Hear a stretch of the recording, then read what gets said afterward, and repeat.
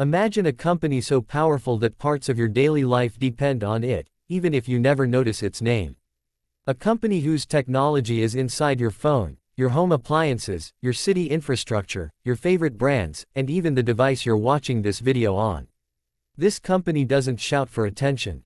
It doesn't try to be cool or flashy. Instead, it quietly builds, manufactures, supplies, and dominates from behind the scenes. And that is exactly how Samsung became one of the most influential empires in modern technology. Today, we're diving into how Samsung rose from a tiny trading store to a global powerhouse worth hundreds of billions of dollars, and how it built an empire so deeply rooted in our lives that the world cannot function without it. Welcome to the channel. If you're new here, we break down the world's smartest companies and uncover the hidden business strategies behind their success. So make sure to subscribe if you want more powerful stories like this. Our story begins in 1938 in Korea, when a young entrepreneur named Lee Byung-chul opened a small trading company selling noodles, dried fish, and groceries. At that time, Samsung had absolutely nothing to do with technology. No phones, no chips, no TVs, nothing. Just a simple import-export business. But Lee had one thing that would later define Samsung's destiny, an obsession with growth. He believed Samsung could become a giant, not just in Korea but across the world. After the Korean War, the country was rebuilding from scratch. There were no big manufacturing industries, no electronics industry, almost no infrastructure. But Lee saw an opportunity. Instead of waiting for foreign companies to enter the market, he decided that Samsung would build everything Korea needed, even if it meant entering completely unfamiliar industries. Over the next few decades, Samsung expanded into textiles, insurance, construction, sugar, chemicals, and finance. Almost every part of Korean life had a Samsung product or service behind it. Samsung wasn't just growing, it was becoming a backbone of the nation. But the real turning point came in the late 1960s. Lee looked westward and saw the rise of Japanese and American electronics companies. Sony, Panasonic, GE, they were taking over the future. Lee knew that Samsung had to evolve or be left behind. So in 1969, Samsung Electronics was born. At first, it was nothing fancy. Simple black and white televisions licensed from foreign companies. Cheap, basic, unimpressive. But Samsung had a secret weapon. They didn't want to remain followers forever. Their goal was to learn from everyone, copy what worked, improve it, and eventually surpass their competitors. In the 1980s and 90s, Samsung made an aggressive decision that would change the company forever. While other manufacturers depended on external suppliers, Samsung decided to manufacture everything in-house.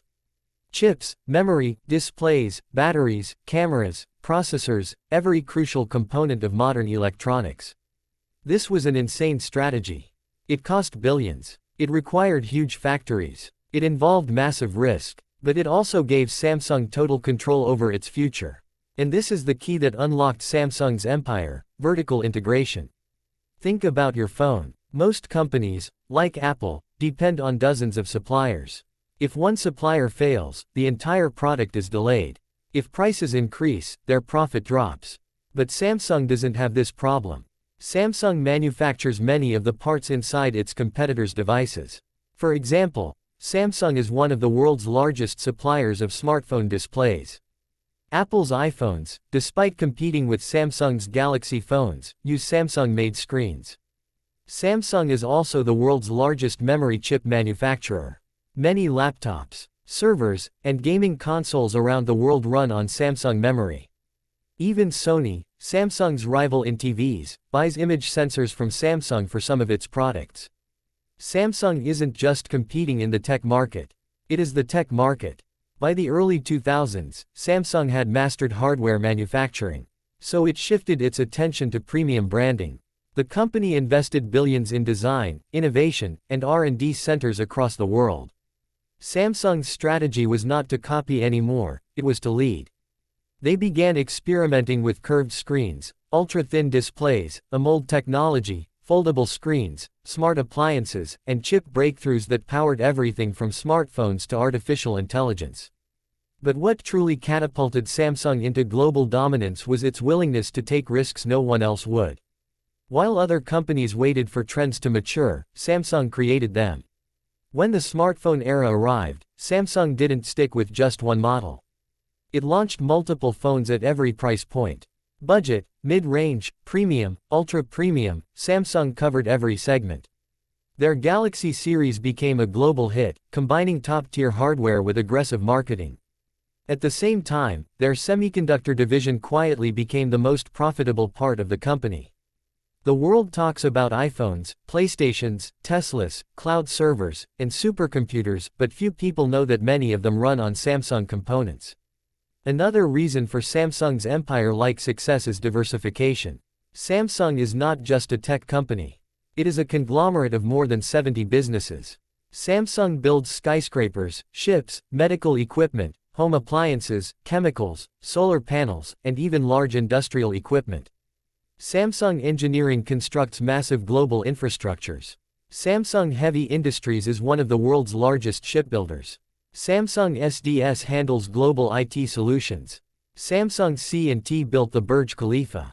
Yes, the tallest building in the world was constructed using Samsung's engineering arm. What makes Samsung extraordinary is not just its size, it's its ability to operate quietly behind the scenes. You may not see Samsung's logo everywhere, but the company is everywhere. From the memory in your phone to the display in your TV, from the appliances inside your home to the servers powering your internet, Samsung technology is powering the modern world. And they've built this dominance by doing three things better than anyone else: manufacturing their own components, diversifying into dozens of industries, and innovating faster than competitors. Today, Samsung is worth hundreds of billions of dollars and employs more than 200,000 people. It's not just a company, it's an ecosystem. And its influence continues to grow as new technologies like AI, robotics, semiconductor breakthroughs, 6G networks, and smart homes become mainstream. Samsung's real genius is that it doesn't depend on one product for success. If the smartphone market slows down, its semiconductor division makes billions. If TV sales drop, appliances pick up the slack. If displays slow down, Samsung shifts its factories to produce new kinds of panels. This flexibility makes Samsung nearly impossible to beat. From a small grocery business in 1938 to a global tech empire today, Samsung's journey is a masterclass in long-term thinking, innovation, and fearless expansion. And the most incredible part: Samsung's empire is still growing. Quietly, strategically, powerfully. If you enjoyed this breakdown and want more high-value business stories, make sure to subscribe. Your next billion-dollar idea might just be hidden in the strategies of companies like this.